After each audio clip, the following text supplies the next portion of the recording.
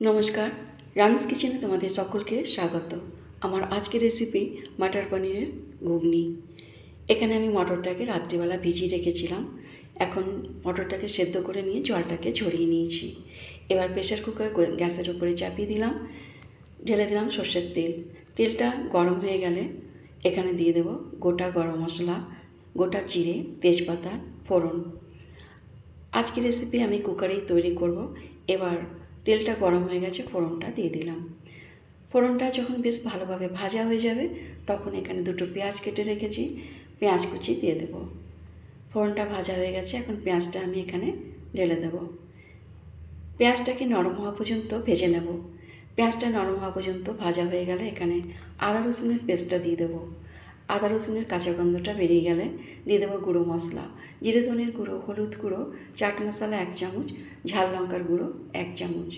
এবার মশলাটাকে নাড়াচাড়া করে নিয়ে এখানে আদা রসুন পেস্টের বাটির জলটা, একটু জল দিয়ে দেব। এখানে জলটা দিয়ে দেব যাতে মশলাটা পুড়ে না যায়। এখানে জলটা দেওয়ার পর একটু ভাজা ভাজা করে নিয়ে দিয়ে দেবো একটা টমেটো।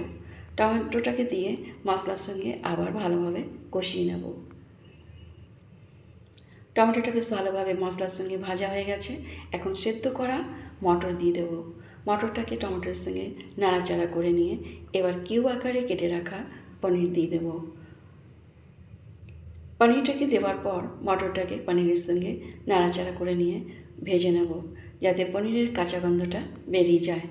এবার পনির মটরটাকে খুব ভালোভাবে ভাজা করে নিয়ে এখানে দিয়ে দেবো 1 চামচ কাশ্মীরি লাল লঙ্কার গুঁড়ো, 1 চামচ চিকেন মশলা আর একটা বড় এলাচ থেঁতো করে। সব কিছু একসঙ্গে নাড়াচাড়া করে নেওয়ার পর ঝোলের জন্য জল দিয়ে দেবো। এখানে মশলাটাকে খুব ভালো করে সব কিছু কষিয়ে নিলাম। এখন ঝোলের জন্য জল দিয়ে দেবো। এখানে আমি যতখানি ঝোল রাখবো সেই পরিমাণেই জলটাও দিয়ে দেবো। আমি এখন এখানে রেসিপিটা ঝোলা ঝোলা রাখবো বলে জলটা আন্দাজ মতন দিয়ে নিলাম। এবার জল দিয়ে নাড়াচাড়া করে নিয়ে সব একসঙ্গে মিক্স করে নিলাম। এবার কুকারের ঢাকনাটা ঢেকে দিয়ে 2টো সিটি লাগিয়ে নেব।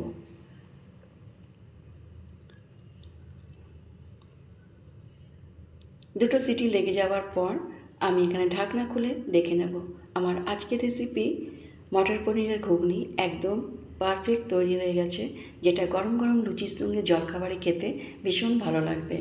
এবার আমি তোমাদের জন্য সার্ভ করে নেব। বন্ধুরা, আমার আজকের রেসিপি তোমাদের কেমন লাগলো কমেন্ট করে নিশ্চয়ই কমেন্ট বক্সে বলবে।